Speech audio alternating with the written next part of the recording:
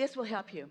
That feeling that you're reaching for, what so many people are reaching for or believing, is that in the meditation that they will have this great awakening and this great awareness, and the light will shine and the dawn will break and the cymbals will crash and bang, and that's when the moment of enlightenment will happen. No, that's an impulse that often doesn't have too much importance to it, except that it's an impulse that you received that wasn't your own, so it's guidance. And then if you're wise enough to follow that and see where it leads, eventually it will lead to the crescendo of manifestation. You see what we're getting at? Let whatever it is be enough. Don't be so quick to judge yourself not yet in the worthy seat, not yet in the receiving seat. Show yourself that you are, and let whatever it is be enough. That's really an important key, because wherever you are is enough. And you know why it is enough? It's got to be enough because it's all you got. You can't force it to be more than it is. But when you acknowledge what it is, and then that becomes more, and that becomes more, and then that becomes more. Some of you have heard us tell the story. We've been telling it often these days because it really speaks to what we just said to you in such a powerful way.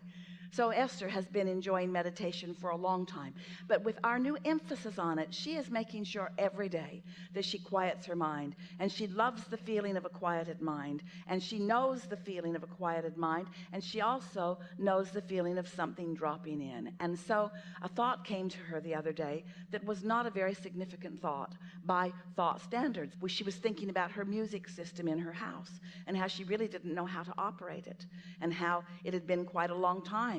And the feeling of wanting to understand it was really a thirst inside of her. And so she sat down. She has no instructions, and it works through the television and through a remote sort of thing. And so she just started pushing buttons, and she was allowing herself, because she'd just come through meditation, to follow the impulse of us who knew what buttons to push and in what sequence.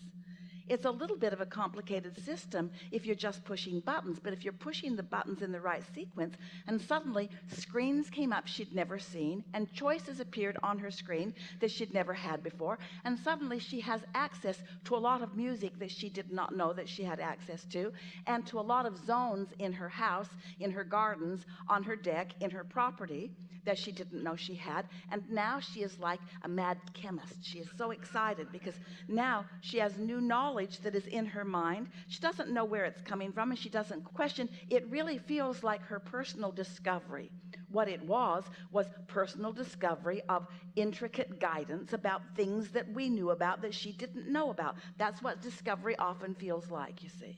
And so she pushed buttons, and she began listening to different kinds of music, and she began playing it in different volumes in different areas of her house. And then she discovered the button of rap, and when she pushed it, everything felt like it was transforming to her, in the sense that it was unfamiliar music, unfamiliar tempo, unfamiliar everything, and she turned it up loud in every room and in every speaker, in every outside speaker. The entire neighborhood was rapping for a little while.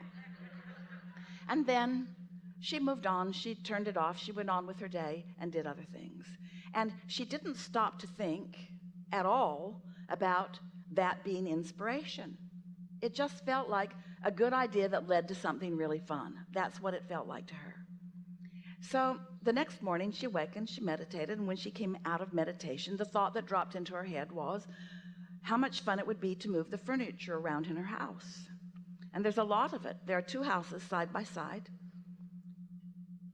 A thirst to do it, a sort of ravenous feeling about it. It just felt like the best idea she'd had in a really long time. It felt like such a good idea. Didn't feel like stopping world starvation. It didn't feel like world peace. It felt like moving the furniture around, and how fun that might be. And so she knew she couldn't move it around herself.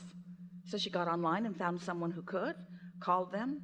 2 men came over, and they're moving furniture from here to there, and there to there, and there to there, and there to there, and there to there, and there to there, and there to there, and there to there, and there to there. It was really fun. And then most of it they moved back to where it had been before.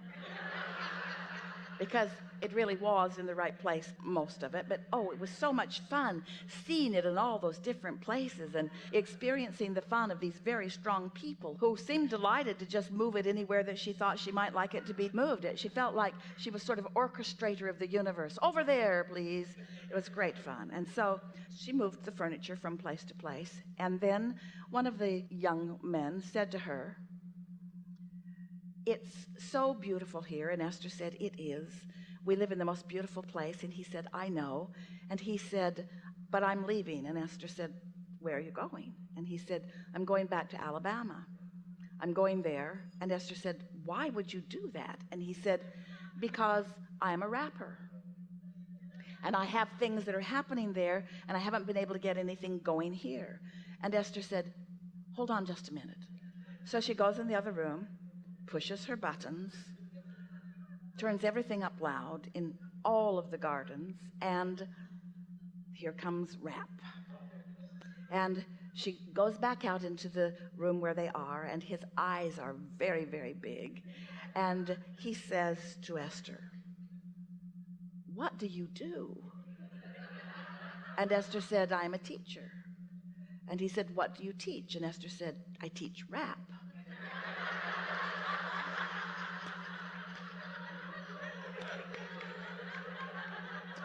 Which is more true than any of you realize.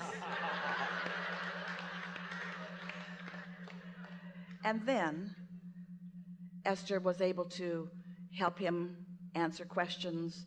She gave him some recordings. She gave him some books. Her inner being knew where he was. His inner being knew where he was.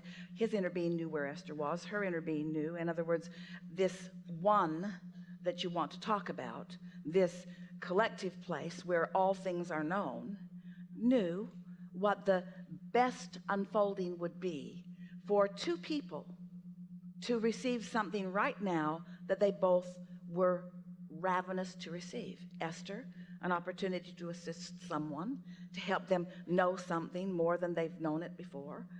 This young man, understanding things, understanding the next logical step for him, being able to understand that just going to another place. Esther said, "You know, you will take yourself with you. The place doesn't make the difference. It's how you feel that makes the difference. Standing where you are and then going is an entirely different thing than going because of how you feel and taking yourself with you." And so what we're getting at here with you, and we know that you're hearing it, we know that you are understanding that our primary point is that when you sit to meditate and you know that you are, and you trust the information, trust the information that trust the information that trust the information that trust the information that trust the information that trust the information that comes. And the reason you're able to trust it is because you're not asking it to be the answer to all things at once. You're not asking it to be the answer to everything that you're wanting to know. You're not even asking it to be the answer to the most important questions that you're holding in your heart. You're allowing it to be the answer that you're ready to hear. And you're trusting that your inner being knows the answers that you're most ready to hear. And you're trusting that not only does your inner being know the answers that you're most ready to hear, but your inner being is never judging you that you're not ready to hear other answers. That your inner being knows that there are specific, deliberate paths that are contoured just for you because of the combination of desires and beliefs that you uniquely hold, you see. That's why no one can write a book that leads everyone. That's why there's not one process that works the same way for everyone. And why would there need to be when you have this infinite intelligence within you that knows you and cares about you and knows everything that you're asking about and is able and willing to guide you? The question is, are you in the receptive mode? That's the only question that we want you to really find the answer to. As you're moving about in the hours that we are still together in this forum and beyond, ask yourself often, am I in the receiving mode? What receiving mode am I in? Am I receiving from my source energy, or am I receiving from some spin-off of man's conscious thought? And once you start correlating this, once you make the logical connection between what you're doing vibrationally and what you're receiving, and then you have enough faith or trust in your own connection that you're willing to follow the impulse, whether it's a silly one or whether it's a grand one, and then you are able to witness the results of it as the proof. Trust first, alignment first, feeling first, emotion first, connection first, alignment first, knowing that you're aligned first, trusting first, emotional first, knowing what the emotion feels like, knowing what the emotion is supposed to feel like, knowing what the emotion does feel like, trusting that you're in alignment, and then in alignment, and then, well, your inner being knows when the time is for you. Your inner being knows when you're agitated about something or when you're open to something. Your inner being knows what your beliefs are about everything that matters to you. Your inner being knows what things you want and what things you really don't believe, and what things you want and what things you're not quite so much in the way of. So your inner being will offer you impulses of thought, and when you receive the thought, you'll think you're thinking it, but you're not thinking it. And you know how you'll notice the difference between whether you're thinking the thought or whether you're receiving the thought from your inner being? When you receive the thought from your inner being, it always feels good. It feels like a good idea. It feels like something that you want to do. It's resistance free.